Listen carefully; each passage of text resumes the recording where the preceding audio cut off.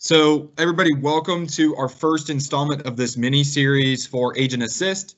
This will be a weekly conversation for about 15 minutes over the next 7 weeks. We're starting on February 15th and we'll end at the end of March. And each week we're going to go through a step in the process of learning about Agent Assist.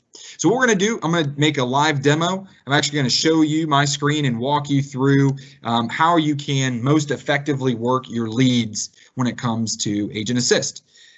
When you log on, you'll go through your proper page and then eventually find your Agent Assist on your computer. When you log into proper, you'll have the option of either going straight to Agent Assist or going to proper, my learning connection. You can just go right and hit Agent Assist right there to access your computer version. There's also an online or mobile that you can do as well. We're just going to focus simply on the computer for today.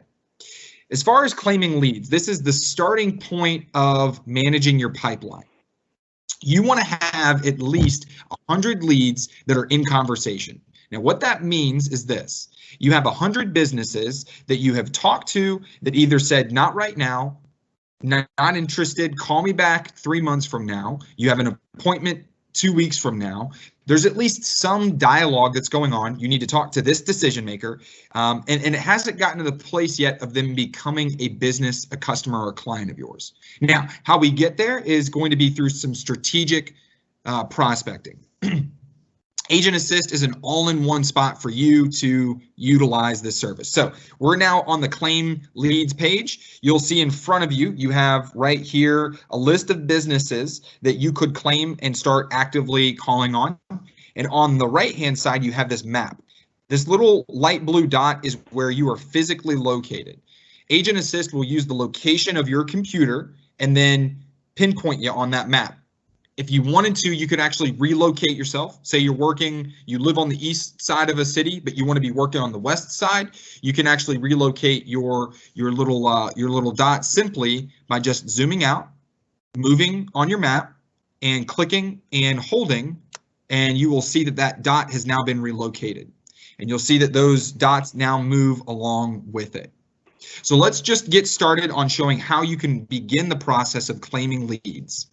You'll see this little filter oil pan icon, and what will end up showing up are filters, things that you can start honing in on your leads. First place you want to start with is a radius.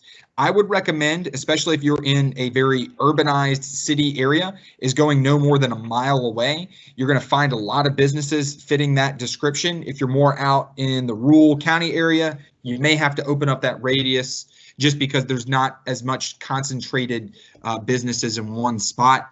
Try to find those hotbeds. I would ignore the lead status. There's nothing that needs to be done there. If you want to target a specific industry, you can go with that. Say you're wanting to just do HVAC businesses because you used to work in that space and you want to find the available businesses around there, then you want to hit that services button. But let's just for now not claim anything, not tag a particular group there. Last year when COVID broke out, so we're now almost a year into the pandemic and the government shutting down, the country shutting down, they created this essential business list. And if you recall back, governments basically said only essential businesses can remain open. Well, Colonial made a quick adaptation and said, let's look at those businesses that fit that description. And if you click this button, you will only see the essential businesses that were deemed essential back when the government made so. We're going to ignore that for now just because most businesses are still intact.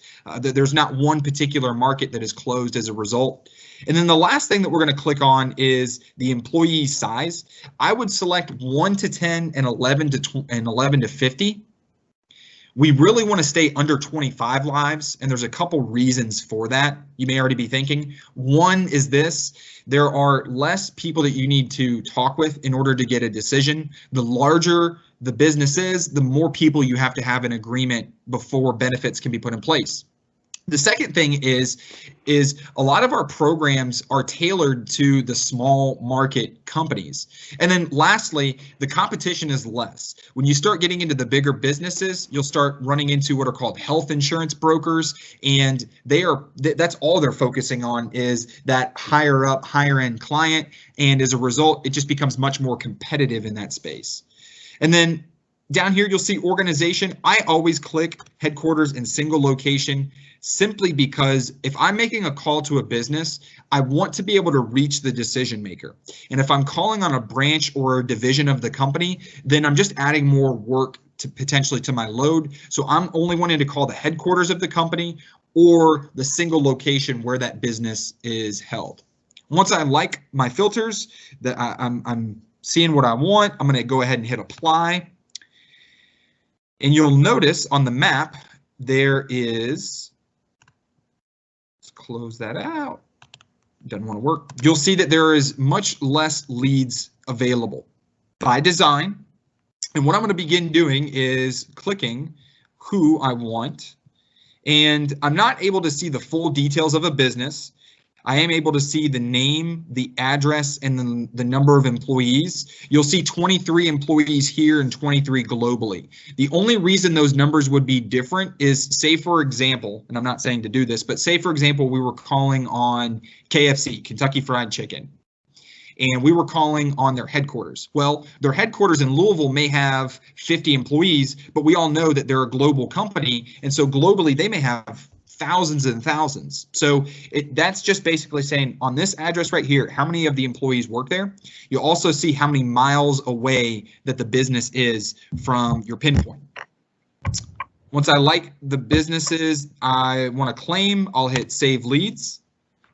And it's letting me know I now have 4 leads that have been added to my leads. I will then go to my leads and I will see those that have been added. In this little teal colored, 4 color imports, the Cubero Group, Cove Management, and Hair by Benny and Friends. This is the beginning stage of being able to claim your leads.